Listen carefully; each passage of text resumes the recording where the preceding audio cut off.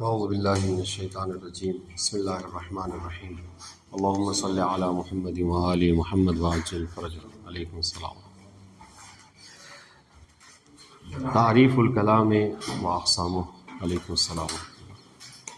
تعریفہ انہ لفظ تضمن کلمتین بالاسناد. الاسناد نسبت احدى الکلمتین الی الاخرى بحیث تفید المخاطبہ فائدۃ تامۃ یصح الثبوت علیہا نحو قام زید. دیکھیے گا آج کی جو ہماری بحث ہے وہ کلام کے متعلق ہے. ٹھیک ہے، کلمے کے متعلق ہم پڑھ چکے کلمے کی تعریف کیا اور اس کے اقسام. اگر آپ کو یاد ہو تو ہم نے ابتدا میں یہ پڑھا تھا کہ علم نحو کا موضوع کلمہ اور کلام ہے. ٹھیک ہے، اعتراض یہ کیا گیا تھا کہ کلمہ اور کلام دو چیزیں کیسے ایک علم کا موضوع ہو سکتی ہیں. جواب یہ آیا تھا کہ کلمہ اور کلام دو الگ الگ چیزیں نہیں ہیں، بلکہ اگر اجزاء کو لحاظ کیا جائے تو وہ کلمہ ہے، اور وہی اجزاء کلمات جب مرکب ہو جاتے ہیں تو کلام بن جاتے ہیں. ہے نہیں؟ تو کلمہ اور کلام دو الگ الگ چیزیں نہیں ہیں، بلکہ مرکب کا نام کلام ہے. آج جو بہرحال کلمہ اور اس کی تعریف اس کے اقسام کو ذکر کرنے کے بعد آج جو ذکر کر رہے ہیں کلام کی تعریف. ٹھیک ہے، تو کلام کی تعریف میں ذرا سا غور کیجیے گا میرے ساتھ. کہہ رہے انہو لفظ. کلام انہو میں حاکم کا پلٹ رہی ہے، یہ کلام کی طرف پڑھ رہی ہے کہ اب دیکھیے ابھی سے پڑھیں گے. جب ضمیر پلٹا دیا تو اس کو ساتھ میں لے کے پڑھیں گے. انہو لفظ یعنی ان الکلام لفظ تضمن. ہم نے کہا تھا کہ جب کبھی نکرے کے بعد جملہ آتا ہے، ٹھیک ہے، تو وہ کیا ہے؟ صفت و موصوف. تو کہہ رہے کلام انہو لفظ. ٹھیک ہے، کلام ایسا لفظ ہے تضمن کلمتین کہ جو متضمن ہوتا ہے، جو مشتمل ہوتا ہے کلمتین دو کلموں پر. ٹھیک ہے، دو کلمے یا اس سے زیادہ، اکثرا کہہ لیجئے دو کلمے یا اس سے زیادہ. لیکن غور کیجئے گا تضمن کلمتین بالاسناد. ٹھیک ہے، دو کلموں پر مشتمل ہوتا ہے لیکن اسناد کے ساتھ.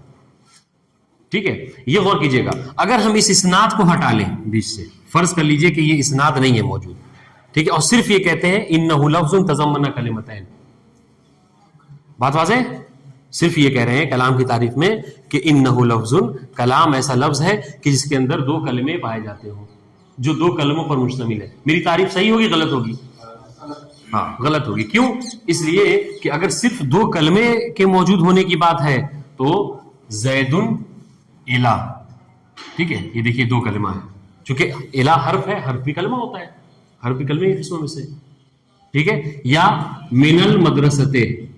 من المدرستے، من بھی جو ہے کیا کلمہ ہے، مدرسہ بھی کلمہ ہے، لیکن یہ دونوں جو ہے وہ کلام نہیں ہے. تو غور کیجئے گا کہ کلام کے لیے صرف یہ ضروری نہیں ہے کہ اس کے اندر دو کلمے پائے جاتے ہوں، نہیں، بلکہ دو کلمے اس طریقے سے پائے جاتے ہوں کہ ان میں سے ایک مسند اور دوسرا مسند الیہ. بات واضح انشاءاللہ؟ ہاں. تو تضمن کلمتین بالاسناد کہ کلام وہ ہوتا ہے کہ جس کے اندر دو کلمے پائے جاتے ہوں اسناد کے ساتھ. اسناد کا مطلب کیا ہے؟ یعنی ایک اس میں سے مسند اور دوسرا جو ہے کیا ہے، مسند الیہ واقع ہو. بات واضح؟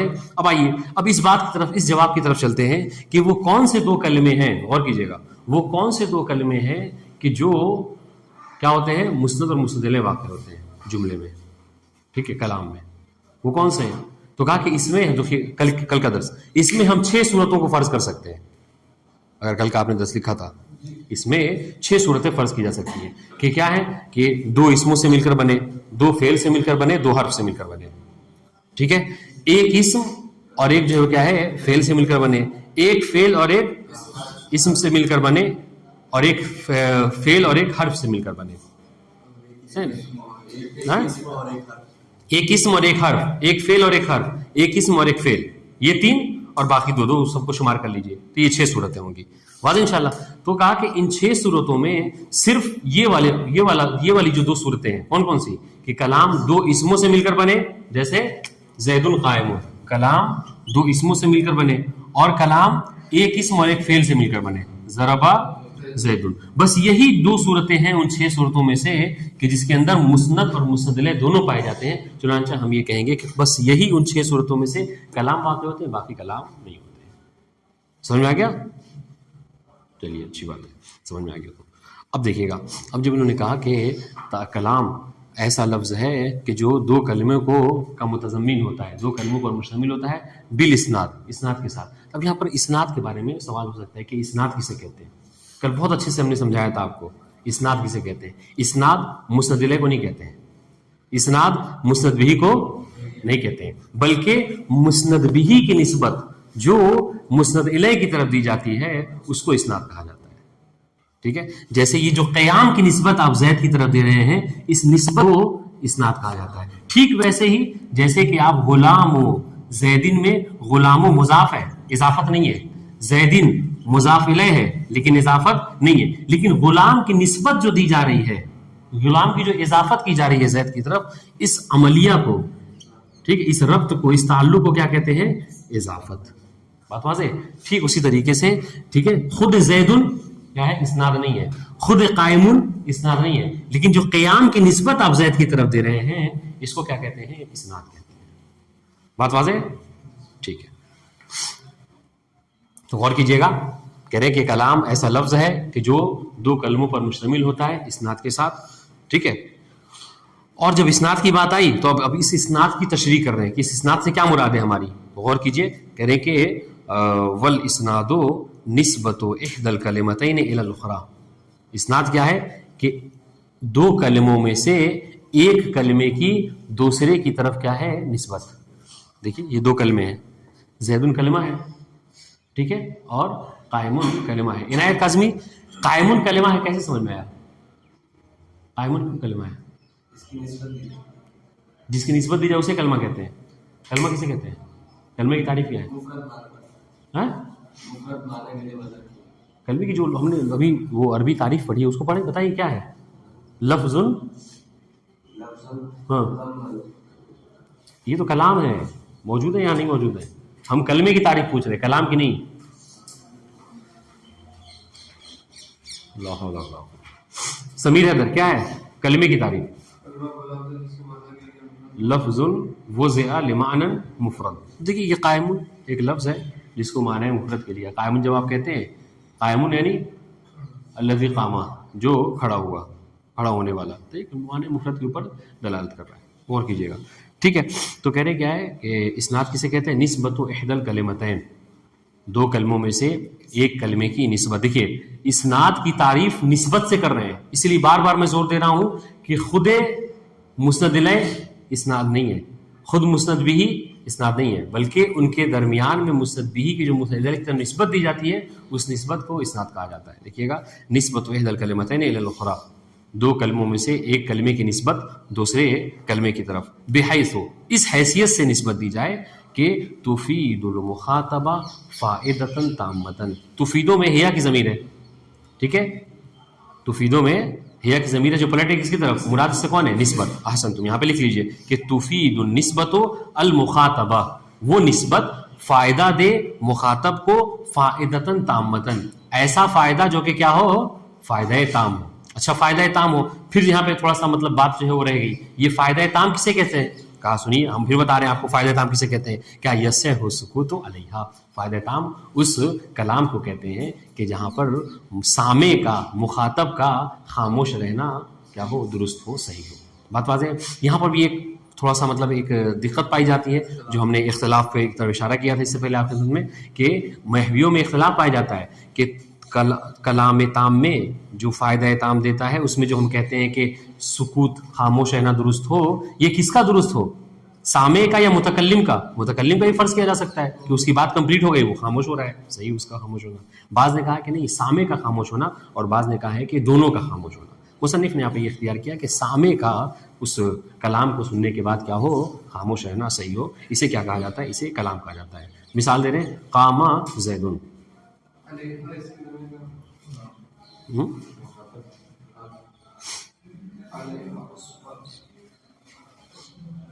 یہ یصح السکوت علیہ میں، ہاں یعنی اس نسبت کو کہہ لیجئے، اس نسبت کو یعنی پورے کلام کو. ہاں ٹھیک ہے.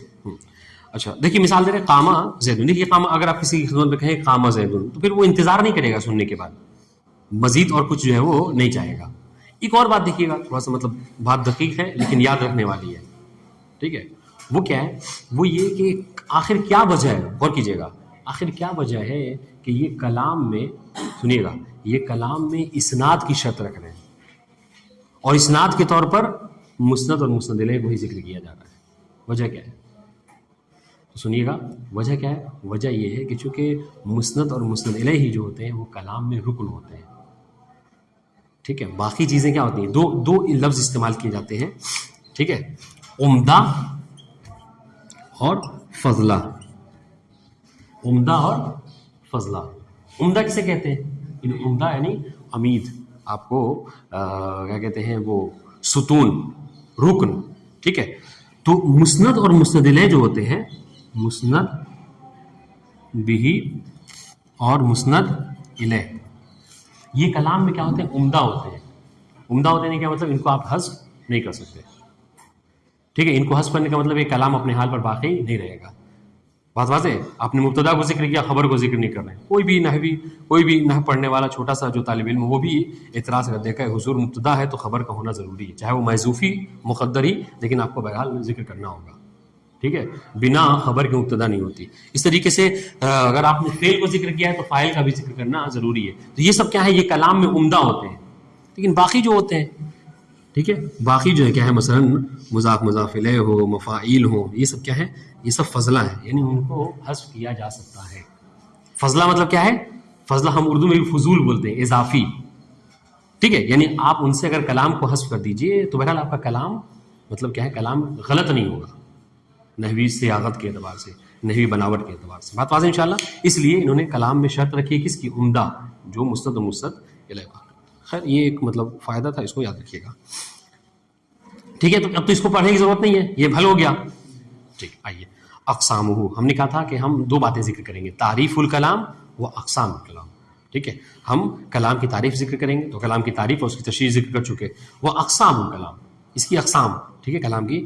تو کہہ رہے کہ علما ان الکلام لا یحصل الا من اسمین. ٹھیک ہے، کہ یہ بات معلوم ہوئی، ٹھیک ہے، کہ کلام جو ہے وہ حاصل نہیں ہوتا الا، دیکھیے ہم نے کہا تھا کہ یہ کیا ہے؟ یہ ایک طرح کا حصر ہے. کلام حاصل نہیں ہوتا مگر کیا ہے؟ دو چیزوں سے، دو اسموں سے. ٹھیک ہے، یا ایک فعل اور ایک اسم سے. واضح؟ یہ ویسے ہی ہے جیسے کہتے ہیں کہ طہارت مطلب نجاست کو دور نہیں کیا گیا ہے مگر پنجتن سے، ہے نہیں؟ تو دیکھیے گا، تو کہہ رہے کہ علما ان الکلام لا یحصل الا من اسمین، یہ بات ہمیں معلوم ہوئی. اچھا کیسے؟ اب سوال کہ حضور کیسے معلوم ہوئی؟ ہمیں تو معلوم نہیں ہوئی یہ بات. کہا کہ جی اگر آپ تعریف پہ غور کریں، جو ہم نے بالاسناد کہا ہے، ٹھیک ہے، اسناد کی شرح میں استاد کو ضروری ہے کہ بتائے کہ اسناد جو ہم نے کہا کہ مسند مستند الیہ کون ہے، کہ جو مسند مستند الیہ واقع ہوتے ہیں کلام میں. تو آپ جتنی تحقیق کر لیجئے، نکل کر یہی دو چیزیں سامنے آئیں گی. کون سی؟ یا تو دو اسم ہوگا کہ جس کے اندر دو مسند مستند الیہ پائے جاتے ہیں، یا ایک فعل اور ایک اسم ہوگا. اس کے علاوہ اور ساری صورتیں جو 6 صورتیں کل لکھی تھی، آپ نے دیکھا تھا کہ 6 میں سے 4 جو ہے باطل ہو گئی تھی. کیوں باطل ہو گئی تھی؟ وہ کیوں کہا تھا کہ ان کے اندر نسبت نہیں پائی جاتی، اس کے اندر اسناد نہیں پایا جاتا؟ کہا کہ اس لیے کہ چونکہ وہ مسند مستند الیہ واقع نہیں ہوتے. کسی میں یا تو صرف مسند ہے، کسی میں یا تو صرف مسند الیہ ہے. بات واضح ہے؟ تو یہ جو علماء کہہ رہے ہیں یہ غلط نہیں ہے، یہ غلط نہیں ہے، بلکہ کیا ہے؟ چونکہ انہوں نے بالاسناد ذکر کیا ہے اور بالاسناد سے اسناد کی پوری تشریح کی انہوں نے. بات واضح ہے؟ ٹھیک ہے. علماء ان الکلام لا یحصل الا من اسمین. ٹھیک ہے، یہ بات معلوم ہوئی کہ کلام جو ہے وہ حاصل نہیں ہوتا مگر دو اسموں سے. وہ دو اسم کون سے؟ مثال دے رہے ہیں جیسے الورع جنۃ، پرہیزگاری کیا ہے؟ سپر ہے، ڈھال ہے. ٹھیک ہے، کس چیز سے؟ پرہیزگاری کسی سے ڈھال ہے؟ یہ مطلب یہ حدیث ہے امام کا فرمان ہے، تو اس کو معلوم ہونا چاہیے. جی، عذاب جہنم سے، نارے جہنم سے پرہیزگاری کیا ہے؟ ڈھال. ٹھیک ہے. وَيُسَمَّى جُمْلَةً اسمیہ، اور غور کیجیے گا، اور وہ جملہ، ٹھیک ہے، وہ کلام کہ جو دو اسموں پر مشتمل ہو، اس طریقے سے کہ اس میں سے ایک محکوم علیہ دوسرا محکوم بہ ہو، یا ایک مسند الیہ دوسرا مسند علیہ، اس کو کیا کہتے ہیں؟ اس کو جملہ اسمیہ کہتے ہیں. ٹھیک ہے. او، یہ دیکھیے گا، یہ او کے ذریعے سے حرف عطف ہے، یہ عطف ہو رہا ہے فعل و اسم. یہ فعل و اسم کس پر عطف ہو رہا ہے؟ اوپر جو من اسمین کہا تھا. ٹھیک ہے، گویا کہ کلام اس طریقے سے ہے، جملہ اس طریقے سے ہے کہ ان الکلام لا یحصل الا من فعل و اسم. بات واضح ہے؟ یعنی یہ بریکٹ کا جملہ، یہ بریکٹ کے جو مطلب الفاظ ہیں یہ عطف ہو رہے ہیں کس کے اوپر؟ اوپر جو بریکٹ ہے اس کے بارے میں. لا يحصل الا من اسم، لا يحصل الا من اسم و اسم، الا من فعل و اسم. ٹھیک ہے. نحو قوله تعالی جاء الحق وزهق الباطل. محل شاہد کیا ہے؟ ہاں پورا جملہ ہے. جاء الحق، جاء فعل ہے اور الحق جو کیا ہے؟ فاعل ہے. ٹھیک ہے. اس طریقے سے زہق بھی فعل ہے اور باطل جو کیا ہے یہ بھی اس کا فاعل ہے. بعد انشاءاللہ وَيُسَمَّ جُمْلَةً فِعْلِيَّةً، اور وہ کلام کہ جو ایک فعل اور ایک اسم سے مل کر بنتا ہو اس طریقے سے کہ ان میں سے ایک مسند اور دوسرا مسند الیہ ہو. یہ بات یاد رہے اس حیثیت سے کہ ان میں سے ایک مسند اور دوسرا مسند الیہ ہو، اس کو کیا کہا جاتا ہے؟ اس کو جملہ فعلیہ کہا جاتا ہے. ہم لوگ کے عام طور سے ذہن میں کیا ہے؟ یہ چیز موجود ہے. ٹھیک ہے. اور ہم پڑھتے بھی ہیں وہ کیا کہ جس کلام کی ابتدا جو ہے وہ اسم سے ہو اس کو جملہ اسمیہ کہتے ہیں، اور جس کلام کی ابتدا میں جو ہے وہ فعل ہوتا ہے اس کو جملہ فعلیہ کہتے ہیں. یہ بات بھی غلط نہیں ہے. اگر دیکھیے اس کو مطلب اس کا تجزیہ کیجیے تو بات یہی نکل کر آتی ہے. آپ دیکھیے اوپر جو کیا تھا الورع جنتن، اس کی ابتدا کس سے ہوئی ہے؟ الورع اسم سے ہوئی ہے، چنانچہ یہ جملہ اسمیہ ہے. اس طریقے سے کیا ہے دوسری مثال جاء الحق، فعل جاء سے ہوئی، جاء سے لہذا یہ کیا ہے؟ یہ جملہ فعلیہ ہے. بات واضح؟ ٹھیک ہے. از دیکھیے گا، غور کیجیے گا. از لا یوجد المسند، از لا یوجد المسند والمسند الیہ معا فی غیرہما. غور کیجیے گا. اب یہاں پر یہ عبارت جو ہے وہ اشارہ ہے کس کی طرف؟ اگر کل جو آپ نے ہم نے جو 6 لسٹ لکھی تھی اگر وہ آپ نے لکھ رکھا ہے تب یہ بات آپ کو سمجھ میں آئے گی کہ اس عبارت میں یہ کیا کہنا چاہ رہے ہیں. کیا کہہ رہے ہیں؟ دیکھیے گا کہ کلام، دیکھیے اس بات کا جواب دے رہے ہیں کہ ہم نے کیوں کہا کہ کلام یا تو 2 اسم سے مل کر بنے گا یا 2 فعل سے. کیوں؟ عفواً 2 فعل، ایک فعل اور ایک اسم. کیوں؟ اس لیے کہ مسند اور مسند الیہ ہوتے ہوئے سوائے 2 اسم اور ایک فعل اور ایک اسم کی اور کوئی صورت نہیں بنتی کہ جہاں پر اسناد بھی مکمل ہو جائے اور 2 کلمے بھی پائے جاتے ہیں. غور کیجیے گا. اذ لا یوجد المسند والمسند الیہ، اس لیے کہ پائے نہیں جاتے، موجود نہیں ہوتے کون؟ دونوں، مسند اور مسند الیہ. کہاں پر؟ معاً یعنی ایک ساتھ، فی غیرہما ان دونوں کے علاوہ.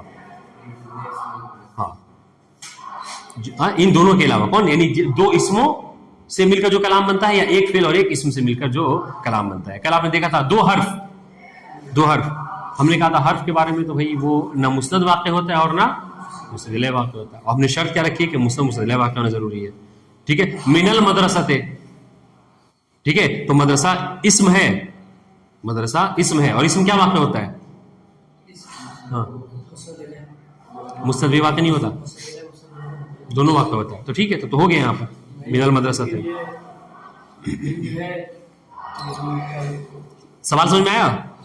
آپ نے کہا کہ مسند اور مسند الیہ دونوں چاہیے اور اسم جو ہے وہ کیا ہے؟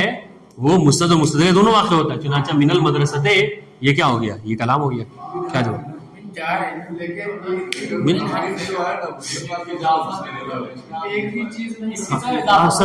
ایک وقت میں مدرسہ یا تو مسند ہوگا یا مسند الیہ ہوگا.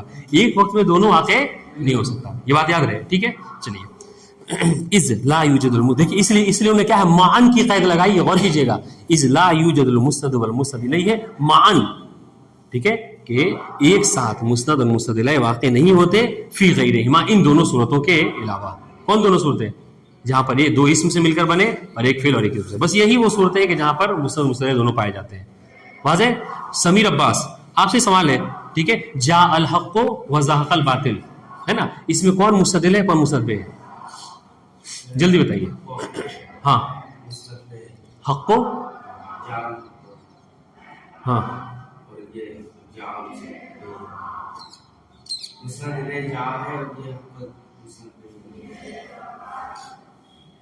حق کو کیا ہے؟ مسند بہ ہے، یعنی جس کی نسبت دی گئی ہے. کیا کہتے قاصد حسین؟ صحیح کہہ رہے غلط کہہ رہے؟ انہوں نے کہا جاء مسند الیہ ہے اور الحق کو مسند بہ ہے. جلدی بتائیے کون؟ تو دیکھیے دونوں میں اختلاف ہو گیا. آپ نے کہا حق مسند بہ ہے، آپ نے کہا حق مسند الیہ ہے. ٹھیک ہے. جج صاحب کے پاس چلتے ہیں. کون بنے گا جج؟ اعجاز رضوی. کس کا ساتھ دیں گے آپ؟ ان کا ساتھ دیں گے مسند بہ. چلیے ایک اور جج کی ضرورت پڑے گی. سمیر حیدر، قاصد بھائی. 2 2 4.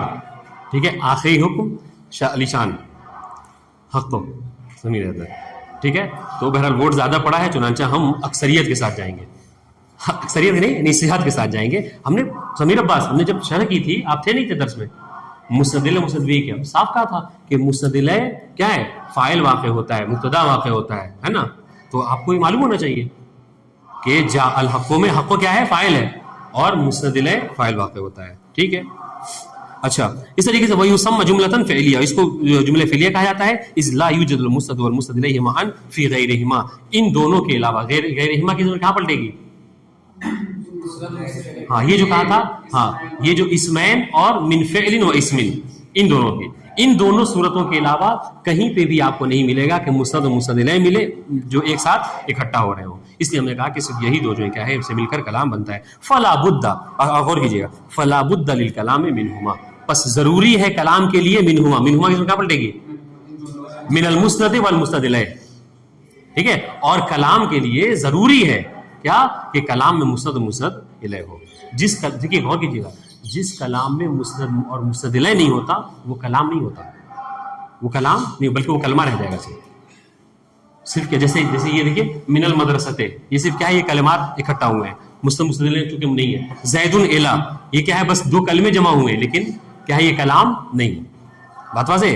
تو کلام وہی ہوگا, غور کیجیے, کلام وہی ہوگا کہ جہاں پر مسند اور مسند الیہ دونوں موجود ہیں. بات واضح, یہاں تک کا نتیجہ.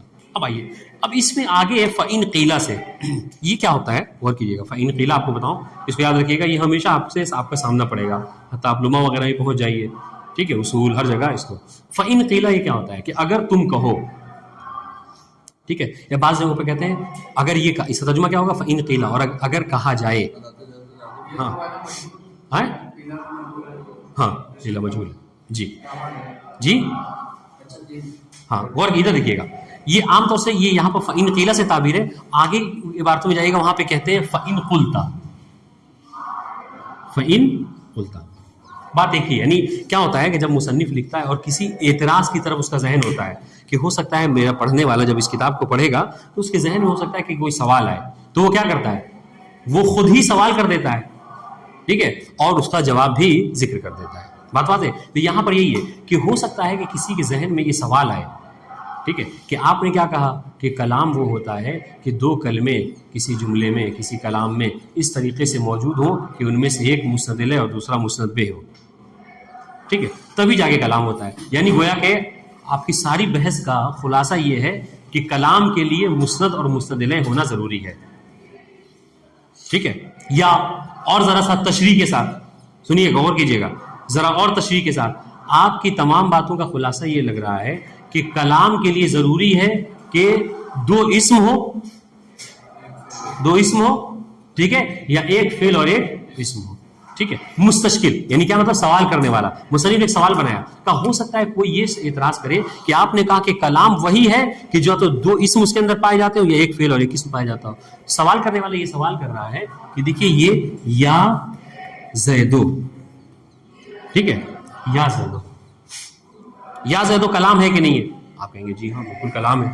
تو ہم اس میں دیکھ رہے ہیں کہ بس خالی ایک اسم ہے اور یا حرف, یا کیا ہے, حرف ندا, زیدو کیا ہے, منادا. ٹھیک ہے, تو آپ یہ بتائیے کہ یا زیدو کلام ہے جبکہ اس کے اندر کیا ہے, دو اسم نہیں پائے جاتے, یا ایک فعل اور ایک اسم نہیں پایا جاتا. بات واضح. جبکہ ابھی آپ نے کیا کہا, غور کیجیے گا, ابھی آپ نے کیا کہا کہ کلام وہی ہوگا کہ جس کے اندر یا تو دو اسم پائے جائیں, ٹھیک ہے, یا ایک فعل اور ایک اسم پائے جائے. یا اسی کو اگر دوسرے جملوں میں کہیے تو آپ نے کہا کہ کلام وہی ہوگا کہ جس کے اندر مسند اور مسند الیہ دونوں پائے جائیں. ہم تو یہاں پر دیکھتے ہیں کہ یہاں پر صرف مسند الیہ ہے. غور کیجیے گا, زیدو صرف مسند الیہ ہے, مسند نہیں ہے. واضح انشاءاللہ. ہاں, تو اس کا جواب انہوں نے کیا دیا, اس کا جواب دیا کہ ٹھیک ہے, آپ کو ظاہراً یہ لگ رہا ہے, ظاہراً یہ دیکھ کر لگ رہا ہے کہ یا حرف ندا ہے, لیکن ہم نے ندا کی منادا کی بحث میں پڑھ رکھا ہے کہ یا قائم مقام ہوتا ہے کس کے, ادعو, فعل ادعو یا اطلبو کے, فعل ادعو یا اطلبو کے. تو گویا کہ یہاں پر جملہ اس طریقے سے ہے, ادعو زیدن یا اطلبو زیدن, اور جب یہ ہے تو اطلبو فعل و فاعل اور زیدن جو ہے مفعول بہ. ٹھیک ہے. تو گویا کہ یہاں پر کلام پایا جاتا ہے. تو کہنے کا مقصد کیا, غور کیجیے گا. اب یہاں بات کیا ہو گئی, اب یہاں غور کیجیے گا. اب گویا تھوڑا سا اپنی بات کو وسیع کرنا چاہ رہے ہیں, بڑھانا چاہ رہے ہیں. کہا کہ کلام کے لیے ضروری نہیں ہے کہ دو اسم, ٹھیک ہے, اس طریقے سے کہ ایک مسند دوسرا مسند لے, یا ایک فعل اور ایک اسم اس طریقے سے کہ ایک مسند دوسرا مسند لے. ضروری نہیں ہے کہ کلام میں مذکور ہو, اگر مقدر بھی ہو, ٹھیک ہے, تو بھی کلام ہو سکتا ہے. محذوف ہو تو بھی کلام ہو سکتا ہے. بات واضح انشاءاللہ. ہاں, یہی سوال آپ سے کوئی یہ کہہ سکتا ہے کہ آپ نے کیا کہا, غور کیجیے گا. آپ نے یہ کہا ہے کہ حضور کلام وہ ہوتا ہے, سنیے گا, کلام وہ ہوتا ہے کہ جو دو اسم سے مل کر بنے, یا جو دو ایک فعل اور ایک اسم سے مل کر بنے. آپ سے جب عام طور سے یہ سب پڑھاتے ہیں تو ہو سکتا ہے ایک کامن سوال آپ سے یہ بھی کر لیا جائے کہ ٹھیک ہے, اگر یہ بات ہے تو یہ بتائیے اضرب, ٹھیک ہے, اس طریقے سے خود لفظ قے فقط, قے حرف ہے, کلام ہے کہ نہیں ہے؟ آپ سب کہیں گے کہ کلام ہے. آپ میں سے کوئی ایسا نہیں ہے, کوئی ہے کہ جس کو لگتا ہے کہ یہ کلام نہیں ہے. ٹھیک ہے, اعلال کے قواعد وغیرہ جاری کر کے آخر میں پہنچے کہ قے جو ہے کیا ہے, یہ فعل امر ہے, ٹھیک ہے, اور یہ کلام ہے. اضرب جو وہ دیکھیے, آپ نے کہا تھا کہ ایک فعل اور ایک اسم ہونا چاہیے, یہاں پہ اضرب تو صرف فعل امر ہے. بات واضح ہے. تو اس سب کا جواب کیا ہے, یہ سب چیزیں ذہن میں رہیں کہ ٹھیک ہے. ہم نے کہا لیکن یہ تقدیر, یہ دیکھیے کل بات وسیع ہو گئی ان کی. کہا کہ ضروری نہیں ہے کہ اس میں موجود ہی وہ لفظ میں موجود ہی ہو, اگر مقدر بھی ہے, ٹھیک ہے, تو بھی وہ کلام واقع ہو سکتا ہے. جی, مستتر ہو تو بھی کلام واقع ہو سکتا ہے. جیسے یہاں اضرب میں انتا ہے, ٹھیک ہے, اضرب انتا مل کر جو کیا ہے فعل و فاعل, ایک کلام واقع, یعنی مسند و مستدل ہو گئے کہ نہیں ہو گئے. آپ کو مسند مستدل ہونا چاہیے تھا, اضرب میں دیکھیے مسند مستدل واقع ہو گئے. اس طریقے سے قے میں بھی کیا ہے, یہ انتا, فعل و فاعل ہو گئے, اور فعل و فاعل جو مل کر ایک مکمل ایک کلام ہوتا ہے. فعل و فاعل مکمل کلام کیوں ہوتا ہے ناظم علی, کیا اس کی تشریح کریں گے کہ فعل و فاعل ایک کلام ہو گئے. اضرب آپ کہہ رہے ہیں اضرب انتا, یہ کیا ہے, کلام ہے. کیوں, کون مسند کون مستدل ہے؟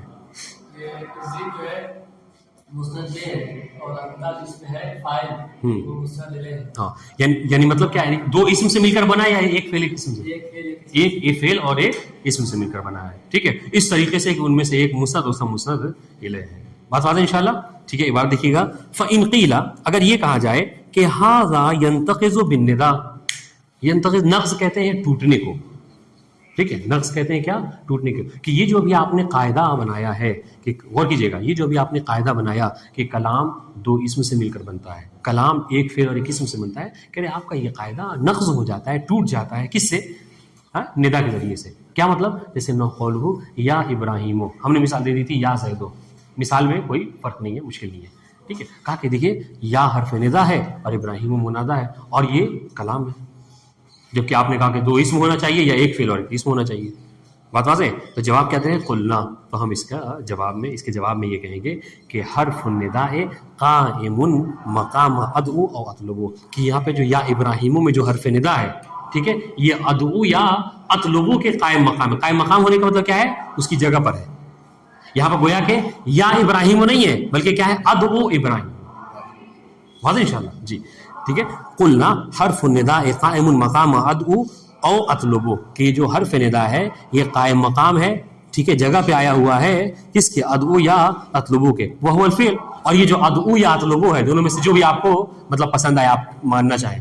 ادعو مانیے تو بھی کوئی بات نہیں ہے, اطلبو مانی تو بھی کوئی مشکل نہیں ہے, لیکن دونوں بہرحال فعل ہیں. اچھا, جب دونوں فعل ہیں تو اور ابراہیم کیا اسم ہے, تو بس ہماری بات درست ہو گئی کہ کلام کیا ہے, جو ایک فعل اور ایک اسم سے مل کر بنتا ہے. اب وہ ابراہیمہ کہیے تو کیا ہے, مطلب یہ کہ ہماری بات صحیح ہے کہ کلام ایک فعل اور ایک اسم سے مل کر بنتا ہے, اس طریقے سے کہ اسناد ہو اس کے اندر. وہ فلا ينتقض بالنداء, بس کوئی یہ کہے کہ ٹوٹ گیا, کہہ رہے نہیں, ہمارا قاعدہ جو ہے وہ نہیں ٹوٹا, بلکہ ہمارا قاعدہ اپنے حال پر باقی ہے. بات واضح انشاءاللہ. والسلام علیکم ورحمۃ اللہ وبرکاتہ.